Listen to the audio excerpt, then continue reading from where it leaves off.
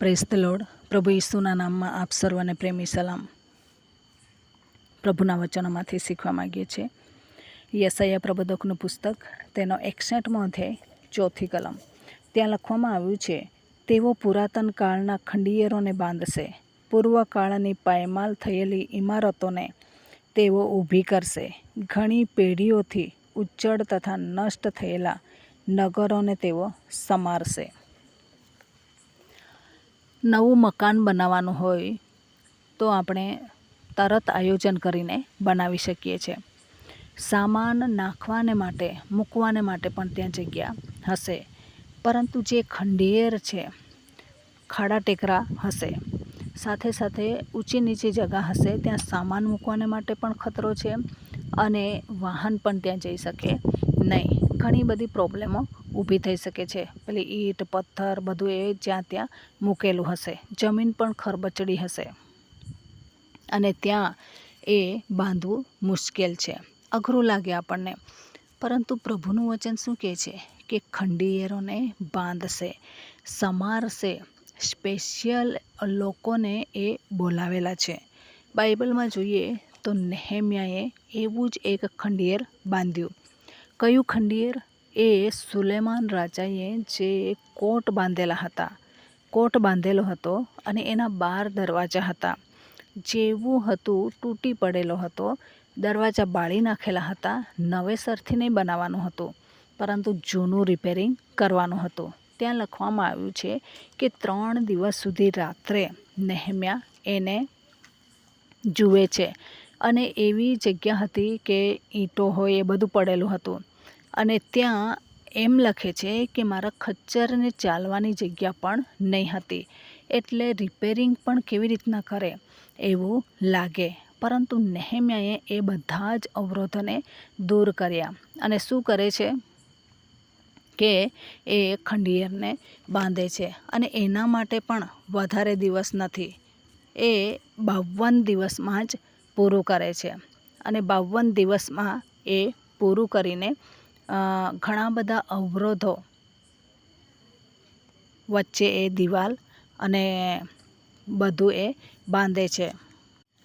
જ્યારે એવી રીતના આપણને પણ બોલાવેલા છે, એવા સમયમાં આપણે પણ બાંધવાનું છે. અવરોધોને જોવાનું નથી. કેટલા લોકો એ કરે છે તે પણ જોવાનું નથી અને તેમના રાજ્યના માટે જ્યારે આપણને બોલાવેલા છે ત્યારે આપણે બાંધતા ને બાંધતા જવાનું છે.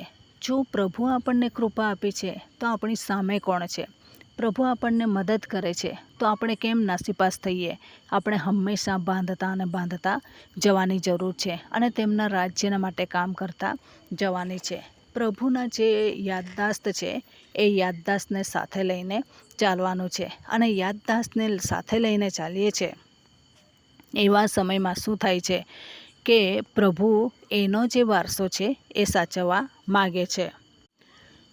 પ્રભુનો વારસો જો આપણે સાચવીશું, પ્રભુના મકાનો આપણે સાચવીશું, તો પ્રભુ આપણું પણ સાચવશે, આપણા મકાનો સાચવશે અને આપણો વિસ્તાર પણ સાચવશે. પરંતુ આપણે એટલા સ્વાર્થી બનેલા છે. પ્રભુનું તો બીજા કોઈ આવીને સંભાળશે, આપણે કેમ સંભાળીએ? આપણા થોડો હક લાગે છે એવું આપણે કહીએ છીએ. આપણે પ્રભુના કુટુંબના નથી કે આપણે પ્રભુના કુટુંબના છીએ અને તેથી આપણે તેમના રાજ્યને માટે કામ કરતાં જવાની જરૂર છે. નેહેમ્યાની પાસે બહુ સારી ડ્યુટી હતી.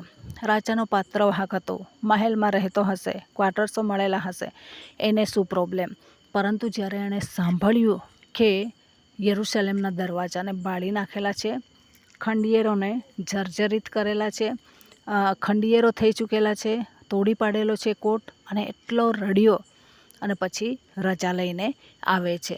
તમને ને મને પ્રભુના જે મકાનો પડી ગયેલા છે એને જોઈને રડવું નથી આવતું? અરે આ પ્રભુનું મકાન, પ્રભુ અમારા ભૂલને કારણે, પ્રભુ અમારા પાપને કારણે આ મકાન ખંડિયેર થયેલું છે, આ મકાન તૂટી ગયેલું છે, આ મકાન જર્જરિત થઈ ગયેલું છે, અમે નથી ધ્યાન આપ્યું, અમે નથી સાચવ્યું, એટલા માટે આવું થયેલું છે.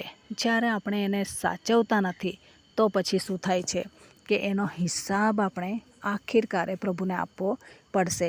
તો આ દિવસોમાં આજુબાજુ જે પ્રભુના મકાનો છે તેને જોઈએ અને એ જર્જરિતને રિપેરિંગ કરવાને માટે કોશિશ કરીએ. એક મંડળીમાં મિશનરી આવ્યા, ઘણા બધા મકાનો બનાવ્યા અને એટલા મકાનો બનાવ્યા, વર્ષો પછી તૂટી પડ્યા, ઉપરથી નળિયા પણ પડી ગયા. એક મકાન નહીં, ઘણા બધા મકાનો. પછી શું બન્યું કે એ મકાનો રિપેરિંગ કરવાના વિચારતા હતા, પરંતુ શું થાય છે, તો એ મકાનો રિપેરિંગ કરવાના હતા, પરંતુ ત્યાં એટલો વિરોધ પણ હતો બીજા વિદેશી લોકોનો. પરંતુ કોઈક અધિકારી આવ્યો ને કીધું કે આ તો આવું છે, આમ કરવું જોઈએ. એટલે પછી એમની પાસે, અધિકારી પાસે લખાણ લીધું કે અમે